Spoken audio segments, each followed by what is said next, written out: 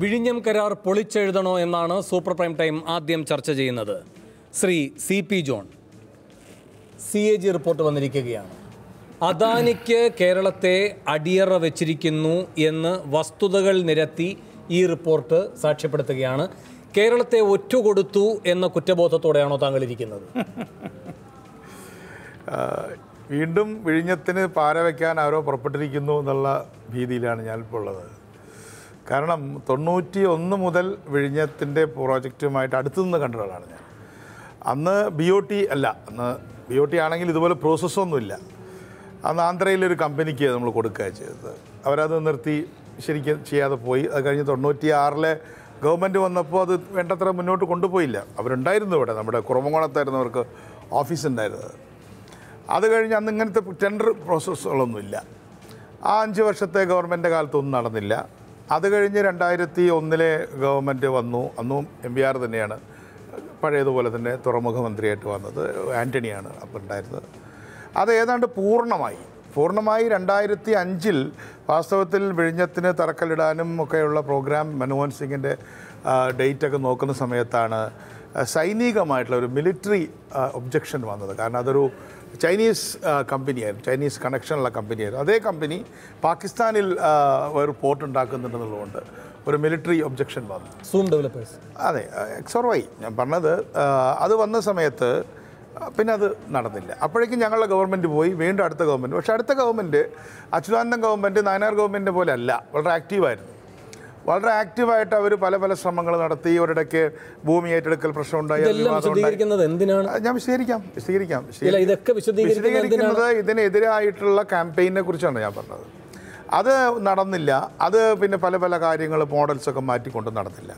പിന്നെ ഗവൺമെൻറ് വന്നു, ഉമ്മൻചാണ്ടിയുടെ ഗവൺമെൻറ് വന്നപ്പോൾ വളരെ മെറ്റിക്കുലസായി. അതിനിടയ്ക്ക് ആളുകൾ മനസ്സിലാക്കണം, planning commission of India BOT എങ്ങനെയാണ് നടത്തേണ്ടത് സംബന്ധിച്ചിട്ടുള്ള സ്റ്റിപ്പുലേഷൻസ് വളരെ കൃത്യമായിട്ട് പാലിക്കുകയും അല്ലെങ്കിൽ കൊണ്ടുവരികയും എന്തൊക്കെ ചെയ്യാൻ ഡൂസ് ആൻഡ് ഡോൺസ് കൊണ്ടുവന്നിരുന്നു. അപ്പോൾ അതിൻ്റെ അടിസ്ഥാനത്തിൽ ഗ്ലോബൽ ടെൻഡർ മസ്റ്റായി. ഇതെല്ലാം അവിടെ നിൽക്കട്ടെ, ഇതെല്ലാം അവിടെ നിൽക്കട്ടെ. നമ്മുടെ മുന്നിലുള്ളത് പ്ലീസ്. ഇതിലെ പ്രശ്നം, ഞങ്ങൾ കമ്മിറ്റഡ് ആയിരുന്നു വിഴിഞ്ഞം പണിയണമെന്ന്. ഞങ്ങൾക്ക് വിഴിഞ്ഞം പണിയാതെ പോകാൻ വളരെ എളുപ്പമായിരുന്നു. കാരണം ടെൻഡർ ഇല്ല, ഒരു ടെൻഡർ മാത്രമേ ഉള്ളൂ. ആ ടെൻഡർ ഞങ്ങൾക്ക് ഇനി ഒറ്റ ടെൻഡറിന് കൊടുക്കുന്നില്ല എന്ന് പറഞ്ഞുകൊണ്ട് വിഴിഞ്ഞം പണിയുന്നില്ല എന്ന് തീരുമാനിക്കാൻ ഗവൺമെൻറ്റിന് ഒരു ബുദ്ധിമുട്ടുണ്ടായിരുന്നില്ല. പക്ഷേ ഉമ്മൻചാണ്ടി ഗവൺമെൻറ് എടുത്ത സ്റ്റാൻഡ് അതല്ല, വിഴിഞ്ഞം പണിയണം. അതിനുവേണ്ടി ഒറ്റ ടെൻഡർ മാത്രമാണെങ്കിലും അവർക്കാവശ്യമായിട്ടുള്ള കാര്യങ്ങൾ അവരുമായി നെഗോഷിയേറ്റ് ചെയ്തുകൊണ്ട് ഒരു നെഗോഷിയേറ്റ് ചെയ്തിട്ടുള്ള അടിസ്ഥാനത്തിലാണ് നമ്മൾ അവരെ കൊണ്ടുവന്നത്. ആ കൊണ്ടുവന്നതിൽ കൺസെഷൻസ് ഉണ്ട്. ഇപ്പോൾ CAG പറയുന്നത് എന്താണെന്ന് പറഞ്ഞിട്ടുണ്ടെങ്കിൽ 30 കൊല്ലം കഴിഞ്ഞിട്ടുള്ള കാര്യങ്ങളാണ്. 30 കൊല്ലം കഴിഞ്ഞിട്ടുള്ള ആൻറ്റിസിപ്പേറ്റഡ് ലോസാണ്. ഗവൺമെൻറ്റിന് ലോസൊന്നും ഉണ്ടായിട്ടില്ല, ആൻറ്റിസിപ്പേറ്റഡ് ലോസാണ്. പക്ഷേ ഇപ്പം തന്നെ ഇപ്പോഴത്തെ വിഴിഞ്ഞത്തിൻ്റെ സ്ഥിതി എന്താ? വിഴിഞ്ഞം പഴയതുപോലെ പോകുന്നില്ല എന്നുള്ള ക്രൈസിസാണ്. പക്ഷേ തിരുവനന്തപുരത്തെ ജനങ്ങൾ എപ്പോഴും താങ്കളിലേക്ക് വരാം. അതുകൊണ്ട് ശ്രീമതി ജമീല പ്രകാശം ഈ പഴങ്കഥകളൊക്കെ പറഞ്ഞു വരുന്നത് ഇത് ഭാവിയിൽ ഉണ്ടായേക്കാം എന്ന് CAG കണക്ക് കൂട്ടുന്നൊരു നഷ്ടം മാത്രമാണ്, ഇതുവരെ നമുക്ക് നഷ്ടമൊന്നും ഉണ്ടായിട്ടില്ല എന്നാണ്. മുഖവിലേക്ക് എടുക്കുന്നുണ്ടോ? ഓരോ മണിക്കൂറും നഷ്ടമല്ലേ ശ്രീമതി ജമീല പ്രകാശം? ഓരോ മണിക്കൂറും പ്രയാസമാണ് മുഖവിലേക്ക് എടുക്കാനായിട്ട് ഇദ്ദേഹം പറയുന്നത്. എൻ്റെ ബഹുമാനീയനായ സുഹൃത്ത് CP ജോൺ പറയുന്നത് കാര്യമെന്ന് വെച്ചാൽ, സാധാരണ ഈ PPP പ്രോജക്റ്റ് അതിൻ്റെ കൺസെപ്ച്വലൈസേഷൻ തന്നെ എന്താ? ഒരു സ്വകാര്യ സംരംഭകൻ ഇങ്ങോട്ട് വന്നിട്ട് ആ മുതൽ മുടക്കിൻ്റെ സിംഹഭാഗം അയാൾ മുടക്കും. എന്നിട്ട് സർക്കാർ ചെറിയൊരു ഭാഗമേ മുടക്കുന്നുള്ളൂ. ഇല്ലെങ്കിലും ആ ലിവറേജിങ്ങിനുള്ള പവേഴ്സ് സർക്കാരിൻ്റെ കയ്യിൽ തന്നെ വയ്ക്കും. ഇത് നേരെ തുടക്കത്തിലേ തിരിഞ്ഞുപോയി. 80-20 നമ്മളൊരു 80-20 കണക്ക് എപ്പോഴും പറയും. ഇതിപ്പോൾ 80 അവരേലും 20 ഇപ്പുറത്തും വെച്ചുകൊണ്ട് we still call it PPP. പക്ഷേ ഇത് വേണ്ട എന്ന് വെക്കാൻ കഴിയുമായിരുന്നു. ഇച്ഛാശക്തിയോടുകൂടി ഇത് വേണം, ഒറ്റ ടെൻഡറേ ഉള്ളെങ്കിലും. അങ്ങനെ നമ്മുടെ വികസന രഥ്യ മുന്നോട്ട് പോകണം. ഇതാണ് കാഴ്ചപ്പാട് ശ്രീ CP ജോൺ. അവിടെ വരുമ്പോ ഇപ്പൊ കഴിയില്ല എന്നാണല്ലോ പറയുന്നത്. ഇപ്പോ ഇപ്പോൾ കേരളത്തിൽ അസംഭവ്യമായ ഒറ്റ കാര്യമേ ഉള്ളൂ, അത് അദാനിയുമായുള്ള കരാർ ലംഘിക്കാൻ കഴിയില്ല.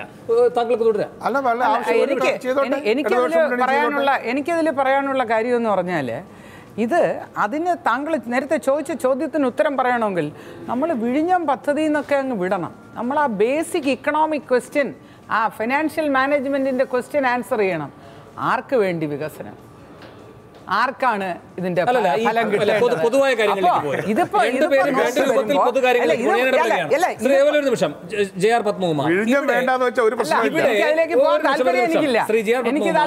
പ്രതിപക്ഷത്തിരുന്നവർ പറയുകയാണെന്ന് വെച്ചാൽ ശ്രീമതി ജമീല പ്രകാശം അടക്കമുള്ളവർ ഈ കരാർ ഒപ്പിട്ട ഘട്ടത്തിൽ അതിനോട് ബഹിഷ്കരിച്ചുകൊണ്ട് പറഞ്ഞത് ഇവരാരും വിഴിഞ്ഞം പദ്ധതിക്കെതിരല്ല, പക്ഷേ ഈ കരാർ ജനതാൽപര്യത്തിന് എതിരാണ് എന്നാണ്.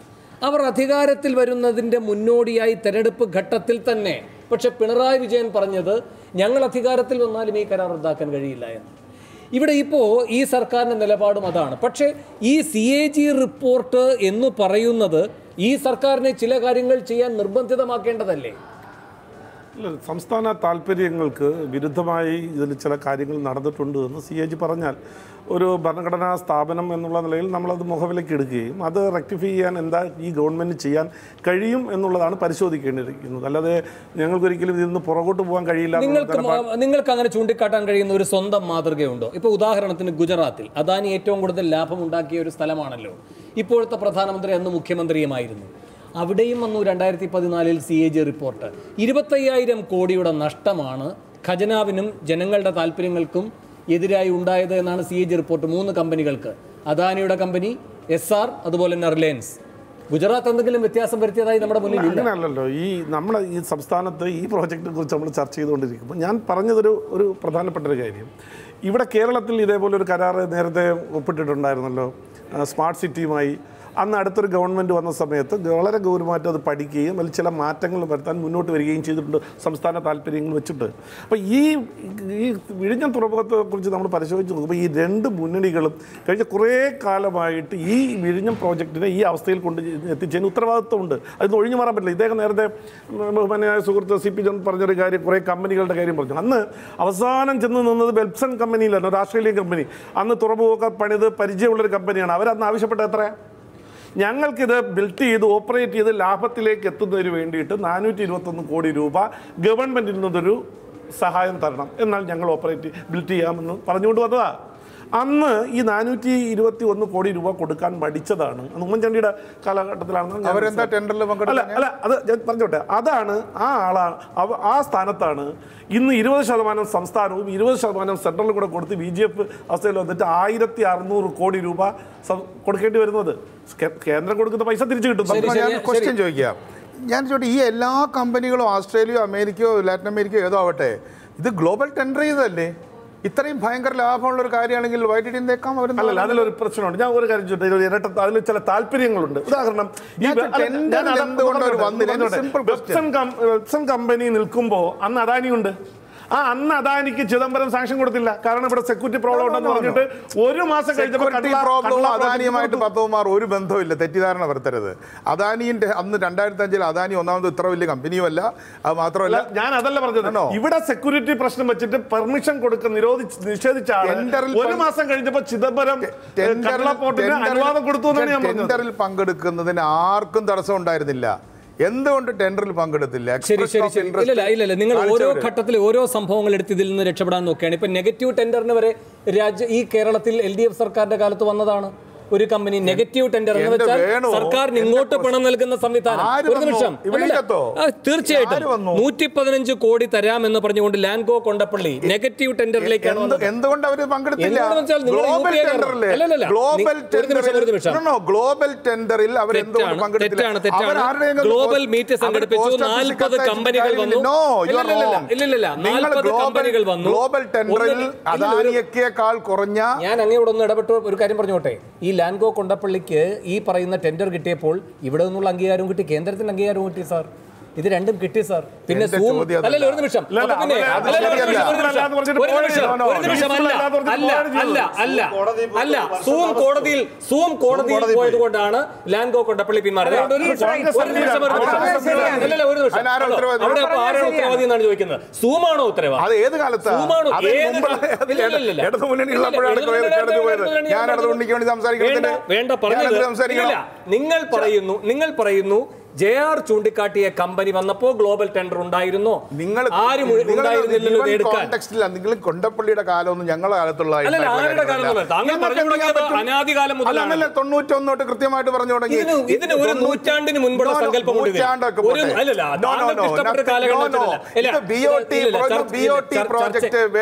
ശ്രീ CP ജോൺ ഞാൻ വ്യതിചലിപ്പിക്കുന്നില്ല. നിങ്ങൾ പറഞ്ഞ പോലെ എനിക്കൊന്നും ചെയ്യാൻ പറ്റില്ല. ഒരു മിനിറ്റ് അല്ല, വ്യക്തിപരമായി പറഞ്ഞുകൊണ്ട് ഞാൻ പറയാം.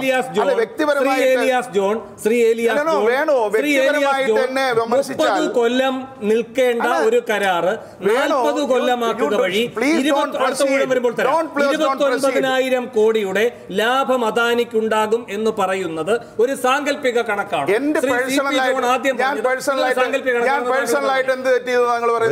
ഒരിക്കലും ഇതൊരു സാങ്കല്പിക കണക്ക്. നമ്മളിവിടെ കിടന്ന് അടികൂടിയിട്ട് എന്താ കാര്യം? നമ്മളെക്കാൾ ബുദ്ധിയുള്ള ജനങ്ങൾ ഇത് മുഴുവൻ കണ്ടുകൊണ്ടിരിക്കുക. നമ്മളെക്കാൾ കൂടുതൽ കണക്കുകൾ അവരുടെ കയ്യിലുണ്ട്. നമ്മളെന്തിനാണ് മറച്ചു വയ്ക്കുന്നത്? ഉമ്മൻചാണ്ടി ഒരു വെള്ളിത്താലത്തിൽ അദാനിക്ക് ഈ പദ്ധതി എടുത്തു കൊടുത്തു എന്നുള്ളതാണ് സത്യം. നിങ്ങൾ അംഗീകരിച്ചാലും ഇല്ലെങ്കിലും നിങ്ങൾ UDF-നെ ന്യായീകരിക്കാൻ വന്നിരിക്കുന്ന ആളാണ്. അതുകൊണ്ട് പൊതുജനങ്ങൾ മുഴുവൻ സത്യം മറച്ചു വയ്ക്കണമെന്ന് പറയുന്നത് ശരിയല്ല. ഇവിടെ 40 വർഷമെന്ന് പറയുന്നത് വീണ്ടും 20 വർഷമുണ്ട് വേണു. പെർഫോമൻസ് അനുസരിച്ച് വീണ്ടും 20 വർഷം കൊടുക്കാം. വീണ്ടും 20 വർഷം കൊടുക്കാം. ആദ്യം 30 വർഷമാണ് BOT പദ്ധതി. BOT പദ്ധതിയുടെ CP ജോൺ നേരത്തെ പറഞ്ഞു എല്ലാ ചിട്ടവട്ടങ്ങളും പാലിച്ചുകൊണ്ടല്ലേ ഇതെല്ലാം ചെയ്യാൻ കഴിയുമെന്ന്. 30 വർഷമാണ് അങ്ങനെയെങ്കിൽ പാലിക്കേണ്ടിരുന്ന ചിട്ടവട്ടം. ഞാൻ പറയട്ടെ നിങ്ങൾ അനാദികാലം പ്രപഞ്ചാധിപത്യം എന്നൊക്കെ വർഷം മാത്രമല്ല EPC ടെൻഡർ എന്ന് പറഞ്ഞ് ഓപ്പൺ ടെൻഡർ പത്രത്തിൽ പബ്ലിഷ് ചെയ്ത് കൊടുക്കേണ്ട 1400 കോടി രൂപയുടെ വർക്ക് എടുത്ത് അദാനിക്ക് കൊടുത്തിരിക്കുക. ഇതെല്ലാം ഈ ഹിഡൻ ധാരണയുടെ അടിസ്ഥാനത്തിലാണ്. എല്ലാം പറഞ്ഞു പറഞ്ഞു കഴിഞ്ഞോ? ഞങ്ങൾ തുടങ്ങിയിട്ടേ ഈ വിവരം മുഴുവൻ നിങ്ങളിപ്പോ CAG-യുടെ റിപ്പോർട്ട് ഇന്ന് പുറത്തു വന്നപ്പോഴല്ലേ നിങ്ങൾ അറിയുന്നത്? ശ്രീ VM സുധീരൻ, നിങ്ങൾക്ക് ഫോൺ ചെയ്ത് ചോദിക്കാം. ശ്രീ VM സുധീരന് ഇന്ദിരാഭവനിൽ പോയി നേരിട്ട് ഒപ്പിടുന്നതിന് തലേ ദിവസം ഞങ്ങൾ ഈ അപകടം അദ്ദേഹത്തെ ധരിപ്പിച്ചിട്ടുണ്ട്. ഉമ്മൻചാണ്ടിക്ക് രജിസ്റ്റേർഡ് കത്ത് കൊടുത്തിട്ടുണ്ട്.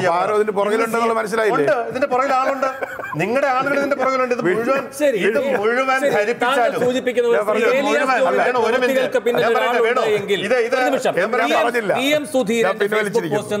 പുനഃപരിശോധിക്കണമെന്ന് അന്ന് പറയണമെന്ന് ഞാനാണ് അദ്ദേഹത്തോട് സംസാരിച്ചത്. ഒരു മിനിറ്റ് വേണു എന്നെ ഡിച്ച് ചെയ്യരുത്. ഞാൻ 91 തൊട്ട് പറഞ്ഞത് വിഴിഞ്ഞത്തിന് 91 ചരിത്രമേ ഉള്ളൂ. പണ്ട് വിഴിഞ്ഞം രാജാക്കന്മാരൊക്കെ ഉണ്ടായിട്ടുണ്ട്, ഒന്നും ഇപ്പോൾ ചർച്ച ചെയ്യുന്നില്ല. വിഴിഞ്ഞത്ത് K. കരുണാകരൻ മുഖ്യമന്ത്രി, MV രാഘവൻ തുറമുഖ മന്ത്രിയായപ്പോഴാണ് ഈ ചാപ്റ്റർ ഓപ്പൺ ചെയ്തിട്ടുള്ളത്. അത് പറയേണ്ട ബാധ്യത എനിക്കുണ്ട്, പറയേണ്ട ചുമതലയുണ്ട്. അതാണ് ഹിസ്റ്ററി. അപ്പൊ 91 തൊട്ട് 2017 വരെ ഗവൺമെന്റുകൾ മാറി മാറി വന്നിട്ടും ഇത് നടന്നില്ല. അപ്പൊ ഇതിലെ പ്രശ്നം എന്താണ്? UDF-നെ സംബന്ധിച്ചിടത്തോളം ഇത് നടത്തണമെന്ന് നിർബന്ധമുണ്ടായിരുന്നു. താങ്കൾ ആദ്യഘട്ടത്തിൽ പറഞ്ഞു കഴിഞ്ഞു ശ്രീ CP ജോൺ. ഇവിടെ ചോദ്യം 30 കൊല്ലത്തെ ഒരു കരാറാണ് ഉണ്ടാകേണ്ടിയിരുന്നത്. അത് 40 കൊല്ലമാക്കുക വഴി 29,000 കോടിയുടെ അധിക ലാഭം അദാനിക്ക് കിട്ടുന്നു. ഒരു കണ്ടെത്തലാണ് CAG പറഞ്ഞതാണ്. അതിൽ 30 കൊല്ലത്ത് എന്നുള്ളത് 30 കൊല്ലമല്ല 25 കൊല്ലത്തേക്ക് കൊടുക്കുന്ന ഏറ്റവും നല്ലത്. എടുക്കാൻ 4-5 പേരുണ്ടെങ്കിൽ കണ്ടസ്റ്റ് ചെയ്യുമ്പോൾ പൈസയുടെ മുകളിലല്ല BOT-ക്കാർ. ഞാൻ പറഞ്ഞോട്ടെ, കണ്ടസ്റ്റ് കുളച്ചില്ല വിഴിഞ്ഞം. ഇതാണല്ലോ പ്രശ്നം. ഇതൊരു ബസ് സ്റ്റാൻഡ് അല്ല, ഇതൊരു ക്യാൻസർ ഹോസ്പിറ്റലോ അല്ലെങ്കിൽ ഒരു മെഡിക്കൽ കോളേജോ അല്ലെങ്കിൽ ഒരു പാലമോ അല്ല. ഒരു പാലത്തിൽ കൂടെ ഇത്ര വണ്ടികൾ പോകുന്നത് കൃത്യമായിട്ട് എണ്ണയിട്ട് എടുക്കാൻ കഴിയും. കുളച്ചിലിനേക്കാളും ഇത്തരത്തിലുള്ള ആഴത്തിന്റെ കാര്യത്തിലെല്ലാം ആനുകൂല്യമുണ്ട്. പക്ഷെ നിങ്ങൾ ഒരു പ്രോജക്റ്റ് ലോകത്തിന് മുമ്പിൽ പ്രസന്റ് ചെയ്യുന്ന സമയത്ത് അതിൻ്റെ ഗിവൻ കോണ്ടെക്സ്റ്റ്, അന്നത്തെ ഇക്കണോമിക് സിറ്റുവേഷൻ, ഇതെല്ലാം പ്രധാനപ്പെട്ട കാര്യങ്ങളാണ്. ആ രംഗത്ത് ഇത് ലാഭകരമായിരുന്നുവെങ്കിൽ കൂടുതൽ കമ്പനികൾ, ഇന്റർനാഷണൽ കമ്പനികൾ വരുമായിരുന്നു. വന്നില്ല. താമസിപ്പിച്ചു. ഇതില് തുറന്ന മനസ്സോടുകൂടി ഞാനൊന്ന് പറഞ്ഞ് ഫിനിഷ് ചെയ്തോട്ടെ.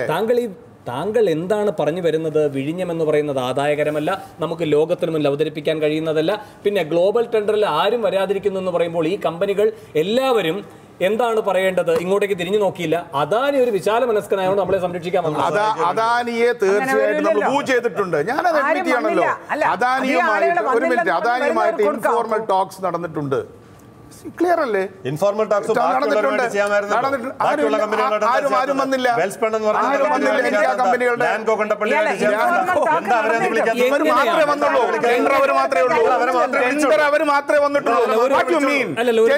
ടെൻഡറിൽ വന്നത് അദാനിയുടെ കമ്പനി മാത്രമാണ്. പിന്നെ എല്ലാവരും വിളിക്കുന്നത് ശരിയല്ല, ശരിയല്ലാത്ത കാര്യമാണ്. എന്തുകൊണ്ട് അദാനി വന്നതിന്റെ കാരണം എന്നതും കൂടെ താങ്കൾ പറയണം. അദാനി മാത്രം വന്നു പറയാം. കാരണം 2011 സർക്കാർ മാറുന്നു. 2011 സർക്കാർ മാറി ഉമ്മൻചാണ്ടി മുഖ്യമന്ത്രിയായതിനു ശേഷം നിരന്തരം ഉമ്മൻചാണ്ടി നിയമസഭയിൽ പറഞ്ഞുകൊണ്ടിരിക്കുന്നത് എന്താണോ മുൻ സർക്കാർ ഈ വിഷയത്തിലെടുത്തുള്ളത് അതേ നിലപാടുമായി മുന്നോട്ട് പോകുമെന്നാണ്. താങ്കൾ പറഞ്ഞു ഇൻഫോർമലായ ചർച്ചകൾ നടന്നു വന്നു. അങ്ങനെ ഇൻഫോർമലായ ചർച്ച നടത്തേണ്ട ഒരു ഗാർഹിക വിഷയമല്ല ഉമ്മൻചാണ്ടിയെ സംബന്ധിച്ച് ഈ വിഴിഞ്ഞം. 2013 ജനുവരി 18 DO നമ്പർ 25/VIP/CM/2013 നമ്പരായി പുറത്തു വന്ന CM ഒപ്പിട്ട് കേന്ദ്ര പ്ലാനിംഗ് കമ്മീഷൻ ഡെപ്യൂട്ടി ചെയർമാന് കത്തയച്ചത് ഒരു പ്രധാനപ്പെട്ട കാര്യമാണ്. ഈ ലാൻഡ് ലോഡ് പോർട്ട് എന്ന് പറയുന്ന സങ്കല്പമേ എടുത്ത് കളഞ്ഞുകൊണ്ട് ഒരു നിമിഷം ഇത് മന്ത്രിസഭയിൽ ചർച്ച ചെയ്തിട്ടില്ല. ഇത് മന്ത്രിസഭയിൽ ചർച്ച ചെയ്തിട്ടില്ല. ഉണ്ടിരുന്നപ്പോൾ ഉമ്മൻചാണ്ടിക്ക് ഒരു വിളി തോന്നി.